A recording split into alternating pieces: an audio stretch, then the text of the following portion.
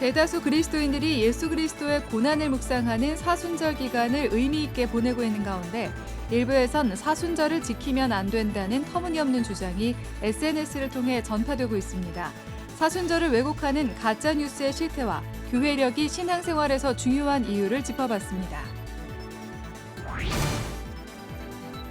CBS가 아이들이 함께하는 미래를 위해 마련한 연중기획 아이 있는 세상.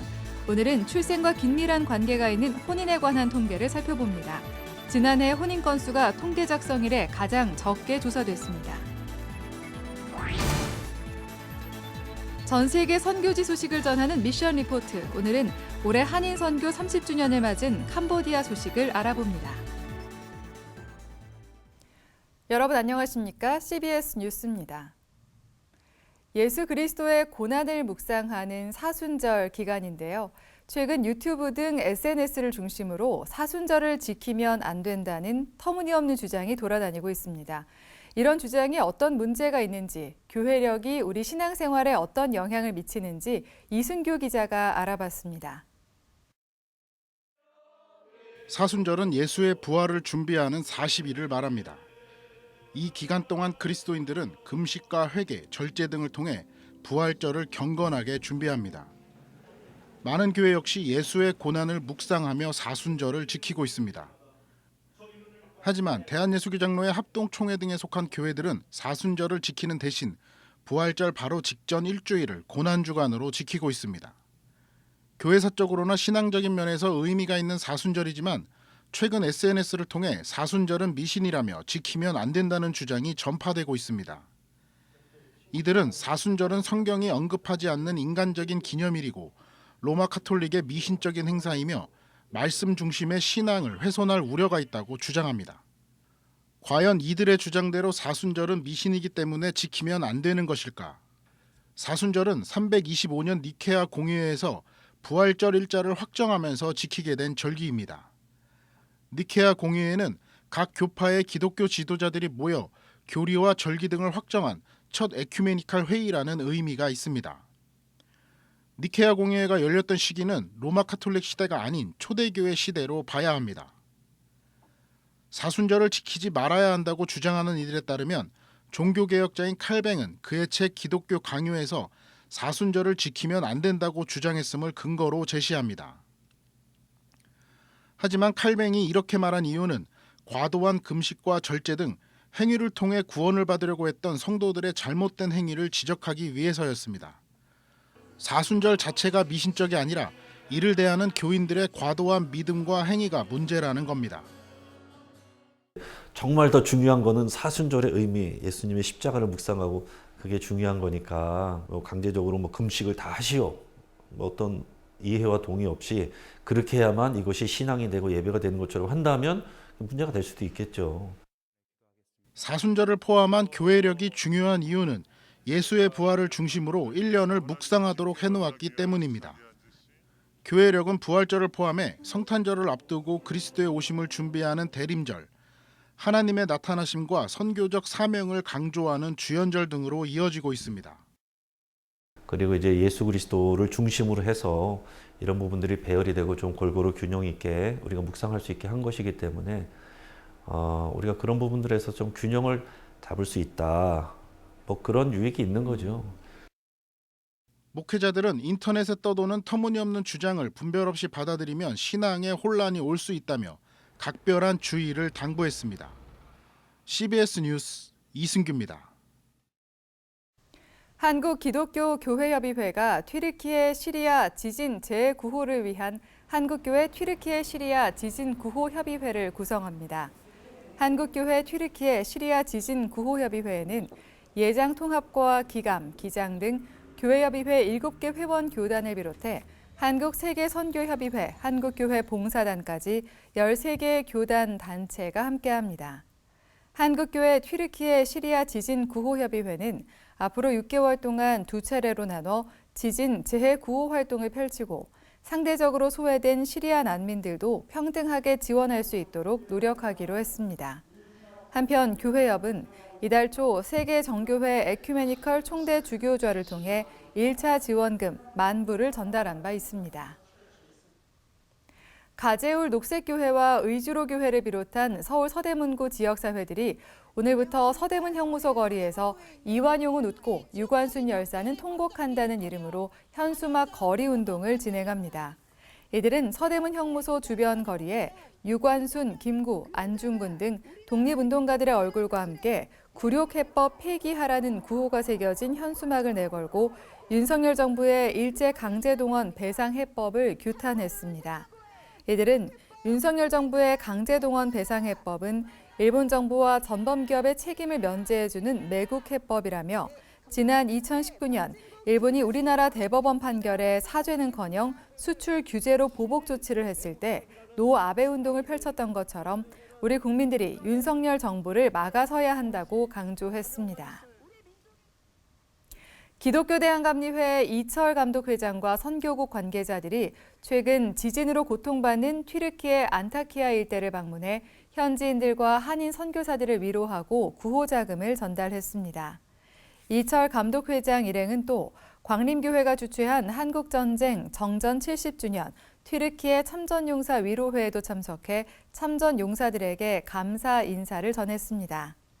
기감은 지난달 튀르키예 지진 발생 직후 안디옥 개신교회에 긴급 구호자금 3만 달러를 보냈으며 이번에 감리교단 소속 교회가 모금한 7만 달러를 한인 사역자 협의회에 전달했습니다.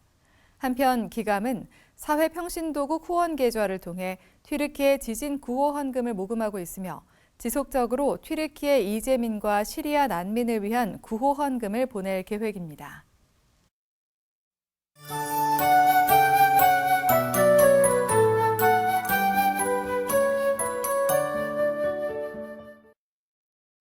CBS는 아이들이 함께하는 미래를 위해 연중기획 아이 있는 세상을 이어가고 있습니다. 오늘은 출생과 긴밀한 관계가 있는 혼인에 관한 통계를 살펴봅니다. 통계청이 오늘 발표한 2022년 혼인 이혼 통계에 따르면 혼인 건수는 통계 작성이 시작된 이후 가장 적게 조사됐고 초혼 연령대도 높아졌습니다. 자세한 내용을 한혜인 기자가 전해드립니다. 결혼하는 사람이 더 줄고 있습니다.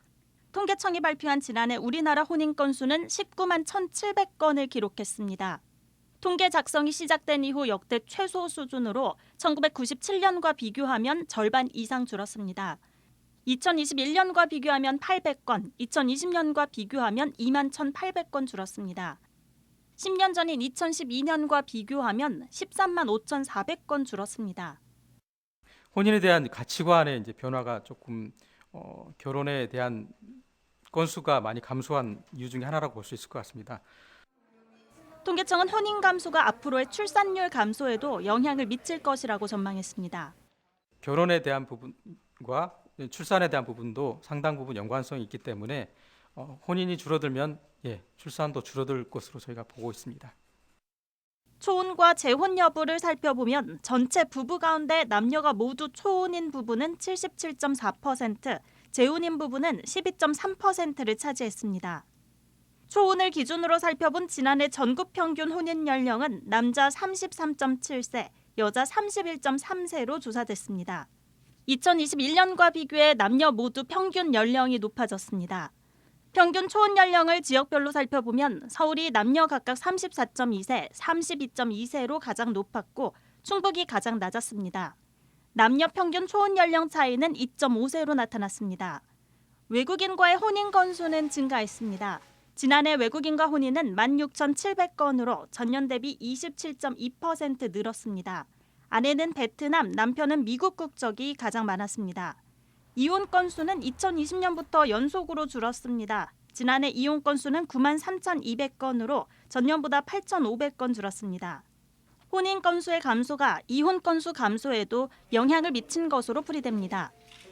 통계청은 통계의 혼인과 이혼일자는 신고서의 신고일을 의미해 실제 발생일과는 차이가 있을 수 있다고 말했습니다. CBS 뉴스 한혜인입니다. 전 세계 선교지 소식을 전하는 미션 리포트. 오늘은 올해 한인 선교 30주년을 맞이하는 캄보디아의 소식을 알아봅니다. 캄보디아는 국민 95% 이상이 불교 신자인 불교 국가인데요. 기독교 세계관을 전하는 기독교 교육과 어린이 사역의 중요성이 강조되고 있습니다. 캄보디아에서 신동호 선교사가 전해드립니다. 예, 코로나가 많은 부분에 있어서 영향을 줬는데요. 뭐 한국도 마찬가지로 캄보디아도 많은 영향을 받았습니다. 뭐 학교 휴교가 됐고, 가게 문 닫고, 또 수업도 온라인으로만 진행됐고, 예배도 금지되었기 때문에 이제 그동안에 대면 예배로만 진행해오던 분들을 인터넷 온라인으로 하고, 그전까지는 거의 인터넷 활동을 안 했었는데 이제 온라인 예배를 구축하게 됐고요. 그런 부분에 있어서 긍정적인 면도 있지만 또 하나는 이제 교회라는 부분이 이렇게 모여서 공동체성을 이루어야 되는데 그런 부분이 약화된 부분이 있습니다. 국가 정체성은 불교 국가입니다. 그래서 전 국민의 95%가 불교를 믿고 있고요. 하지만 그 안을 들여다보면 순수한 불교가 아니고 불교 이전에 힌두교가 있었거든요. 캄보디아에는 그것이 불교가 들어옴으로써 합쳐졌고, 그다음에 또 민속적인 정령 숭배 사상, 모든 사물에 만물에 영이 깃든다는 생각까지 합쳐져서 혼합적인 형태를 띠고 있습니다. 이들에게는 불교는 거의 공기와 같다, 호흡하는 그런 상황이거든요. 그런 데서 이제 기독교는 새로운 세계관이죠. 새로운 세계관을 소개하고 예수님을 전하기 때문에 그들의 이 받아들이는데, 아이 먹어서 받아들이는 데는 좀 어려움이다. 선교를 집중을 우리가 해야 한다면 어디에다 해야 될 것이냐 하면, 나이 먹은 사람들은 결국은 다시 돌아가더라고요. 그들은 그들의 필요에 의해서 기독교를 받아들이는 것 같지만 결국 세계관이 바뀌지 않고 삶이 바뀌지 않기 때문에 결국은 그들은 불교의 세계로 돌아간다. 그런데 어린아이들은 처음부터 기독교 세계관으로 키우게 되면 물론 두 개 살아가면서 두 개의 갈등은 있겠지만 그래도 열린 마음으로 좀 더 하나님을 받아들이는데 쉽지 않을까, 이런 생각을 해서 어린 학생들을 대상으로 하되 그들을 또 양육하고 키워야 되는 몫은 선생님들이기 때문에 이 교사 교육에 더 우리가 치중해야 된다. 어린이를 사역할 수 있는 사역자들을 키워내야 된다, 비전을 갖고 있습니다. 개별 교회를 하나를 더 세워서 뭐 교회 수를 늘리는 것도 참 중요하지만 그냥 수량만 늘리는 것은 선교에 있어서 큰 도움이 안 되고, 선교가 정말 도움이 되려면 그 전도할 수 있는 한 명, 소망을 가지고 우리 어린 세대들을 키워나게 해야겠다 하는 그 소명자들을 키워나는 일이 캄보디아에서는 가장 시급한 일이라고 저는 진단하고 있습니다. 중국 사람들이 많이 들어왔습니다. 중국에서는 지금 캄보디아를 하나의 뭐 자치국이라고 그러면 뭐하지만 자신들의 활동의 근거지로, 동남아 활동의 근거지로 생각하고 있기 때문에 많은 변화가 있습니다. 그래서 중국의 영향력이 많이 강화되고 있다. 중국이 들어옴으로써 캄보디아의 부동산 가격은 급등을 했고요. 또 많은 경제 활동들도 많이 바뀌어가고 있습니다. 중국인이 운영하는 공장이라든지 그런 경제적 활동도 많이 늘어나고 있습니다. 중국에서 기독교를 어떻게 바라보느냐의 시각이 캄보디아에도 똑같진 않겠지만 비슷한 시각으로 흘러갈 것이다라고 보고 있고요. 특히 이제 캄보디아의 정치 체제는 어떤 독립적이라기보다는 외국 나라들의 벤치마킹들을 많이 하고 또 자문위원들을 많이 두고 있거든요. 그래서 종교 정책에 관해서는 태국 그리고 중국 그쪽에 영향을 많이 받을 것도 있습니다. 지난 30년 동안에 지나온 선교의 방향성을 보면 한인 선교사님들의 활동이 늘어진다고 볼 수 있습니다. 그런데 좀 아쉬운 부분은 선교의 어떤 큰 흐름과 전략이 마련되지 못했다는 부분에 있어서 좀 아쉬움이 있어요. 자료 정보의 공유와 그리고 선교의 전략 마련보다는 파송된 교회들의 활동에 맞춰서 선교해야 되는 안타까움이 있습니다. 그래서 장기적인 선교의 후속이라든지 전략이 좀 부족하다라고 볼 수 있고요. 그런 부분에서 앞으로 30년은 우리가 개별 선교사들이 활동한다기보다는 하나님의 편에서 보실 때 선교의 전략이 마련되고 또 효과적인 부분들을 찾아나가고 또 앞으로 세대를 이어갈 수 있는 그런 뒷받침이 돼야 된다라고 저는 개인적으로 보고 있습니다. 한국의 예전에 70년대가 바로 캄보디아 상황이 아닐까 생각합니다. 왜냐하면 경제적인 흐름이나 이런 걸 보면 한 70년대랑 비슷하다. 그렇다면 그때 한국은 어떻게 복음이 전해졌고 어떻게 선교가 이루어졌는가 생각해 보면 어린이 교육, 교회 학교, 선교원 활동 이런 것들이 많이 활성화됐다라고 봅니다.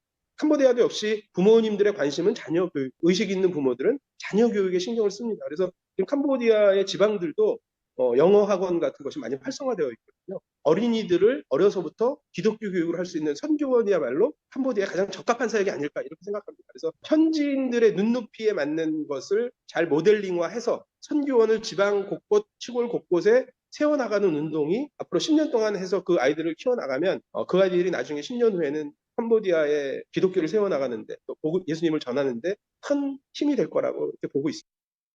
제가 하는 기도 제목은 첫 번째로 현지 교회와 함께하는 선교입니다. 현지 교회가 지금 한 2, 3천 개가 있거든요. 그러니까 그 교회들을 세워나가고 그 목회자들의 역량을 끌어올리는 선교를 해야 된다는 것이 기도 제목이고요. 그다음에 또 하나는 선교사들의 개별적 활동보다는 함께 하나님이 주신 비전과 사역이 있으면 모여서 함께 연합해서 그 돌파구를 찾는 것. 반드시 필요하다고 봅니다. 그리고 또 정부 요원들이 많이 믿는 자들, 적어도 예수님을 방해하거나 해방하지 않고 적절히 협조할 수 있고 복음을 전하는 자들이 나올 수 있도록, 영향력 있는 정부 관계자들이 나올 수 있도록 하는 것이 기도 제목이고, 무엇보다 중요한 것은 마지막으로 캄보디아의 성령의 바람이, 이번에 에즈베리에서 성령의 운동이 있었는데 그런 식으로 캄보디아에 성령의 불이 떨어지기를 바라고 있습니다. 캄보디아의 신동호 선교사입니다. 감사합니다.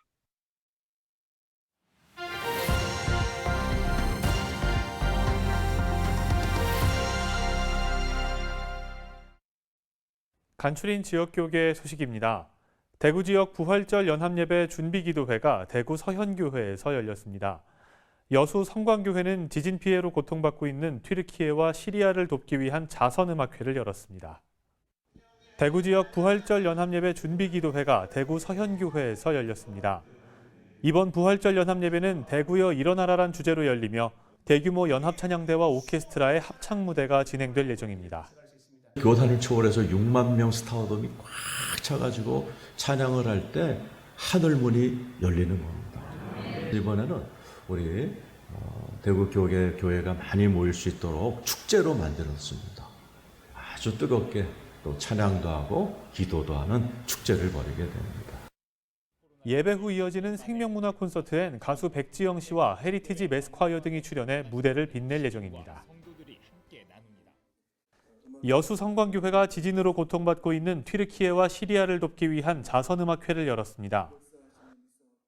우리 영적 공동체를 통하여서 황무지 같은 튀르키 땅에 예수꽃들이 피어나는 놀라운 생명의 역사함들, 복음의 역사함들, 영광의 역사함들 일어날 줄로 믿습니다. 자선음악회엔 피아니스트 차지은 씨와 우크라이나와 튀르키예 자선음악회를 이어오고 있는 소프라노 이혜원 씨가 참여했습니다. 여수 성광교회는 자선음악회 수익금을 초록우산 어린이재단을 통해 튀르키예와 시리아 지진 피해 구호 성금으로 전액 기부할 예정입니다. 대구기독교청년합회 류재양 이사장의 책 배감 전재규 박사 평전 향기 짙은 인생 여정에 출판기념 감사 예배가 열렸습니다. 배감은 그 자리에 머물러 있지 아니하고 높은 이상을 향하여 앞으로 전진하고 전진하는 그런 정신 사상을 가지고 있는 분이다. 두 번째는 그 목적이 성취될 때까지 좌절하지 않은 귀한 정신력을 가지고 있다. 예수님께서 이 땅에서 오셔서 사역한, 전파하고 가르치고 그다음 치유하시고 이 사역 세 가지를 골고루 한평생 이어왔는 거예요.